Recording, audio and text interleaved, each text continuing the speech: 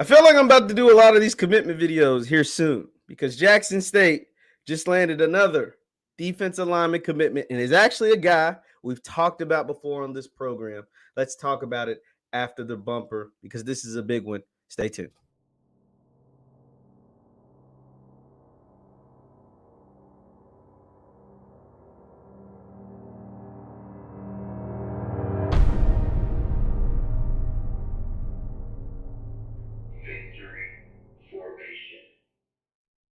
What is going on, everybody? What is going on, everybody? My name is JeffLightsyJr. This is the Victory Formation Sports Show right here on JeffLightsJr. YouTube, Facebook, wherever you get your content. Do me a favor, hit that thumbs up button, like, share, subscribe, and the notification bell because we upload all the time. Now, Jackson State coach TC Taylor put out another standby.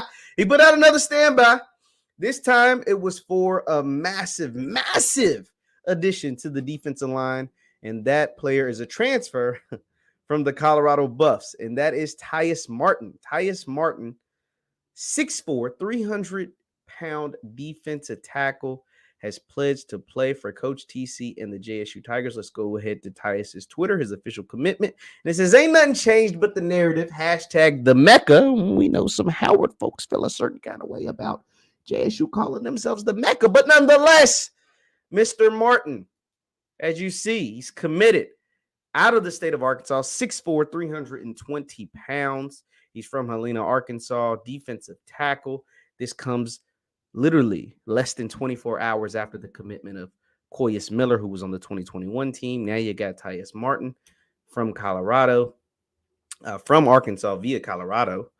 Let's see, you got his commitment pictures. He's hanging out with the SWAC championship trophy. He's decked out in his Under Armour gear, and he's ready to get to work for JSU. And as I spoke about, he played for Colorado, but he's from the South. He's from Arkansas. And so, you know, he's a lot closer to home being there at JSU because we know Mississippi, Arkansas, neighboring states. Now, let's talk about what you're getting in a Tyas Martin. You're getting a guy, like I said, 6'4", 320 pounds, coming from Colorado. Let's go over to his Colorado page because he's not someone that's made a bunch of noise at Colorado. He hasn't played a whole bunch. He redshirted his freshman year, second year. He got limited PT, but he is one that was at the FBS level. He is someone who's been in the FBS level in their strength and conditioning program. And 3, we've seen what Jackson State has done with guys who've had limited playing time at Power 5 programs, at FBS programs, coming to JSU and able to make immediate impacts. We'll talk about that in just a second. But here is Tyas Martin. His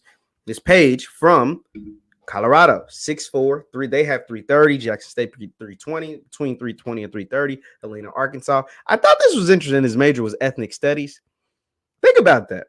His major is ethnic studies, meaning it's like it depends on what school you're at. Colorado, I'm sure, doesn't have an African-American studies, right? But to go from a place like Colorado Boulder, which is 1.6% black, the whole student population, studying ethnic studies, who knows what the hell they were teaching in that, to go to an HBCU, to go to Jackson State, it's pretty interesting. I did find that interesting. I thought that was pretty cool. But like we said, nothing much to brag about as far as career statistics. I think he's got career 13 total tackles. Last year, he had 13 tackles all of last year. He redshirted his first year. So he had 13 total tackles all of last year, a tackle for loss. But we can't understate the size. 6'4", 320, 330 pounds, coming from the Power 5 level, coming from the FBS level. That is going to be massive. We talked about him, and I thought there was a chance that one of these Colorado guys, there was a bunch of Colorado guys, hit the portal. And I was like, yo, what if we, you can reverse the pipeline. Colorado took 10-plus players from JSU. Maybe you could snag a couple of them from Colorado. You had the connection between K5 and his brother. His brother ended up choosing to go to Liberty. But then we also saw Tyas and a few other Colorado guys with offers from JSU. And now Tyas, Mr. Tyas Martin, is the first one to pull the trigger. You add 6'4", 320 pounds to your defensive line. That's beef. That's size. That is strength. That is a playmaker. That is a big-time addition. And it continues to show the direction of this football team. This football team is shaping up. This 2023 Jackson State football team is shaping up right in front of our eyes. Coach TC Taylor is making no bones about what his team is looking like. If you just look at the additions to the team, the size. I mean, this defensive line, in the last 2 years, you haven't had the size of this defensive line. This defensive line that is bringing in. Yeah, you lost to Niles Gaddy. I've talked about it at length. Like, yo, that's a big loss. But when you replace him with the size of the players that you're replacing them with, this is going to be a smash mouth football team. What do I mean by that? I think they want to do two things just based off my observation. This is not insider information. This is just purely based off what I have observed. They want to run the ball. That's why you can see them, all the offers that are going out into offensive linemen. They have to continue to improve that offensive line. I think by the time you're watching this, there might be another commitment because I think they're about to rack up the commitments. I told you guys by June 1, I think they'll have 95% of the roster. They'll have 95% of the roster by June 1, so that means they still got some spots to fill. You're going to see some commitments. But the size of the defensive line, they're loading up on defense. They want playmakers on the defensive side of the ball because they want to keep that blueprint. The blueprint of the last few years is daring teams to beat you, daring teams to score on you. You can't score when we have the best defensive line, the most ferocious pass rushers, and guys that can cover in the back end. And now that you're playing more of a zone scheme in the back end, you're forcing SWAC quarterbacks to prove that they can look at their first progression, go to their second progression, and go to their third progression because zone defenses, you can't just beat a guy and be open. When you played a bunch of man-to-man, you could beat one guy and end up open. But zone defenses forces QBs to read. And if you make a guy read by his third progression, one, I don't know if we think most quarterbacks in the SWAC can do that. Meaning this is the thought process I'm assuming from JSU. I don't know if we think that the quarterbacks in the SWAC can look at progression 1, 2, and make the throw on 3.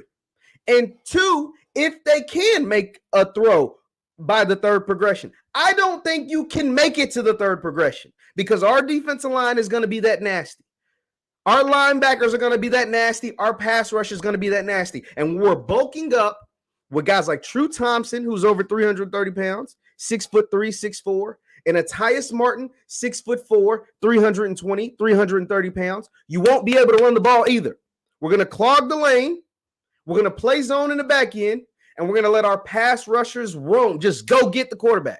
And we're daring your quarterback to have to go through each and every progression. And if he can do that, and if your offensive line, we're going to test your quarterback and your O-line. Can your O-line hold up against this pass rush? Can they make holes open for your running backs? And can your quarterback go from 1, 2, 3 and make the throw? That's what Coach TC, Coach Bradley, this is what they're doing. They're loading up on defense, on the defensive line particularly, and then they're loading up with tight ends and running backs. Tight ends and running backs meaning we're going to shorten the game. We're going to smash mouth football. We're going to hit you over the head with J.D. Martin, hit you over the head with Irv, hit you over the head with Zeke, go into Zeke mode, load up with our tight ends, and then hit you over the top with a play action and bomb you over the top. This is what I'm noticing. Let me know in the comments if you're noticing anything different. But this is evident to me. This is evident of what the direction that they're going. And just to get some confirmation about what I'm saying and kind of thinking the same thing, I tweeted this out because after this commitment from Tyas, I was like, yo, this defensive line is getting really, really good. Like you're loading up with some, and obviously they have to go out there and prove it, of course, on the field. But the players themselves, some really good players, some really talented players along this defensive line. And I said, yo, the JSU defensive line looking nasty. And our good friend Ken Clark said the defense. And you're right, Ken. It is the defense. Because, see, I'm just thinking about the guys that just recently arrived, the Tyas Martins, the McCrays, the Coyus Millers, Junior Millers. But did you forget? They added Perkins recently. I never talked about him in the secondary. They obviously added Isaias Guthrie, who'd been there during the spring. They still have Keeverick Wiggins and Jalen Hughes and Tristan Sion and Nyreek Sharp in the back end. You still added Mr. Allen in the middle linebacker spot. So, yeah, this is going to be a run-first, defensive-heavy team.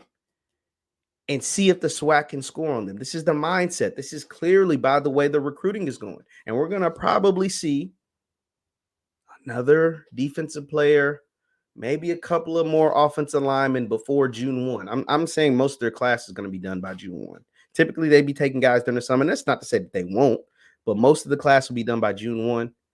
But bulking up that defensive line, Can your quarterback read his own defense, make the throw on the third or fourth or fifth progression, check down throws? And will your offensive line be able to open up holes for your running backs and keep the pass rushers off your quarterback's back?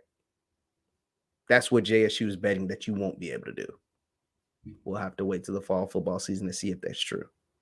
Leave your thoughts in the comments down below. Jackson State lands another commitment from Tyas Martin. Maybe they'll have another one by the time you see this video. My name is JeffLightsyJr. This is the Victor Formation Sports Show right here on JeffLightsYjr. YouTube, Facebook, wherever you get your content. Do me a favor. Hit that thumbs up button before you get out of here. Thumbs up, thumbs up, thumbs up. I appreciate all the love and support that you guys have always given to me. Also, you can follow me on Instagram and Twitter at JLightsy7. That is on Instagram and Twitter at JLightsy7. Thank you guys, as always, for tuning in. And I'll see you next time. Peace.